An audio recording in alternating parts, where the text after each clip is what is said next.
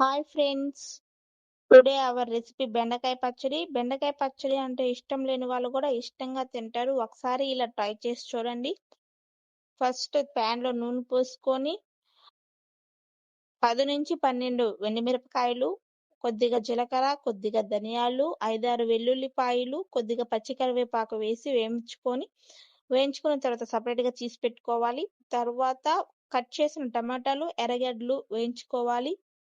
వేయించుకున్న తర్వాత అవి సెపరేట్‌గా తీసి పెట్టుకొని, నెక్స్ట్ సన్నగా కట్ చేసుకున్న బెండకాయలను నూనెలో కొద్దిగా కలర్ చేంజ్ అయ్యేంత వరకు, ఫ్రై అయ్యేంత వరకు వేయించుకొని, తర్వాత నెక్స్ట్ తీసి పెట్టుకోవాలి.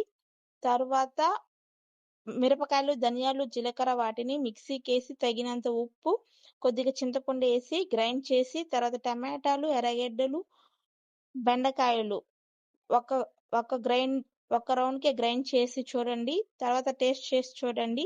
బెండకాయ పచ్చడి అంటే ఇష్టం లేని వాళ్ళు కూడా సూపర్‌గా